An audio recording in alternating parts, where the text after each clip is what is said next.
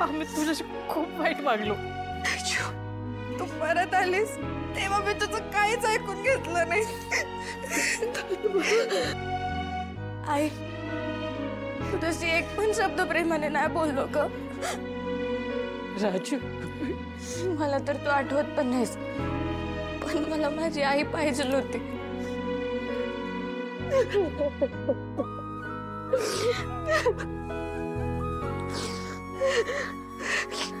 अगं पोरीनो नका रडू, आता समजा चांगलं होतंय ना?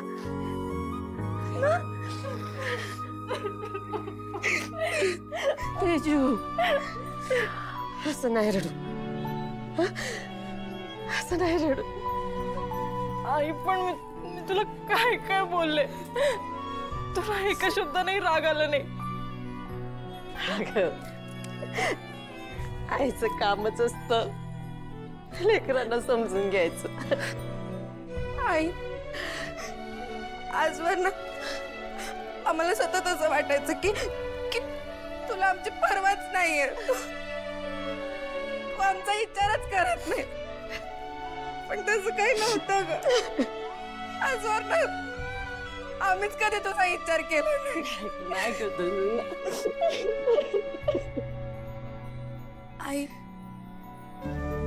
आज तुला आम्ही शब्द देतो, आम्ही कधीच तुझ्याशी वाईट नाही वागणार, कधीच नाही। राजू खरंच तुम्ही आता पण माझ्याशी वाईट वागत नव्हता। तुमच्या मनात साठलेला राग चुकीचा नाही, तुम्हाला माझी गरज होती, मला माहित होतं ग, पण मी तरी काय करणार? त्या जालिंदरनं मला असं अडकवलं होतं, जेलमधनं नाही येत आलं मला तुम्हाला भेटायला। आयुष्य पण ना आपल्याला जे पाहिजे असतं ते लगेच देत नाही ना, एवढं सोपं कुठे असतं? पण तुम्ही आणि मी काही झालं तरी वेगळं होणार आहे का? 9 महिने पोटात सांभाळलंय मी तुम्हाला, हा पण वेगळं कसं होणार? कसं येणार वेगळं होणार सांग ना? मी गावात आले आणि तुम्ही माझ्या नजरेसमोर होता, यासाठी मी देवाचे लई आभार मानले, लई आभार मानले। या घराचं गोकुळ झालेलं बघायचं होतं मला, आणि माझ्या सूर्यानं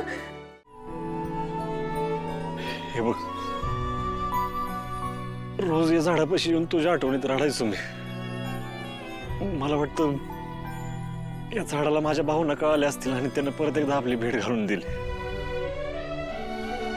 आई आपल्याला जन्म दिलेल्या आईच्या कुशीचं पान फेडावं असं म्हणतात, पण मी जेव्हा जेव्हा तुला समोर बघितलं ना तेव्हा तेव्हा तुझ्या कुशीचं अपमानच केलं मी। अरे सूर्या, असं किती दिवस स्वतःला त्रास करून घेशील? जगातला सगळ्यात कमनशिबी माणूस आहे मी। आयुष्याची 20 वर्ष ज्या आईच्या पोटी मी जन्म घेतला तिचाच तिरस्कार करत आलो, आपल्या माणसांपेक्षा दुसऱ्यावर विश्वास ठेवून स्वतःच वैरी बनलो। जेव्हा जेव्हा तुझी आठवण आली ना तेव्हा या झाडापाशी येऊन मनातलं सगळं सांगितलं मी,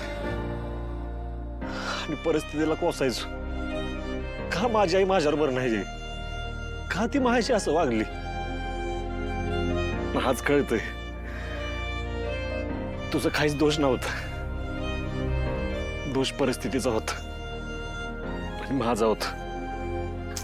सूर्या बस झालं आता, असं कुणाच तरी पाप स्वतःच्या माती का मारून घेतोयस? अरे जे काय झालं त्याला ना तू ना मी आपण कोणीच जबाबदार नव्हतो, त्याला जबाबदार जालिंदरचा स्वार्थ होता। पण आई मी सत्य शोधण्याचा प्रयत्नच केला नाही, ही तर चूक माझीच आहे ना। अरे राजा, लहान होतास तू, आणि लहान असताना मोठी माणसं जी वाट दाखवतात तीच बरोबर वाटते आपल्याला, म्हणून म्हणतात माणसानं गुरु पारखून करावा। आणि मला सांग,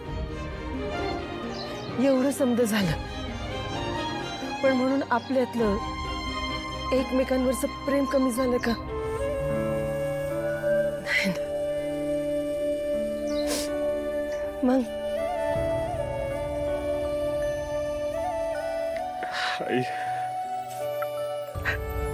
आईच्या पोटात लेकराच्या सगळ्या चुका सामावून जातात, म्हणून तर तिला आई म्हणतात. तुझं मन खरंच लय मोठं आहे का? सहज माफ केलं तू आम्हाला.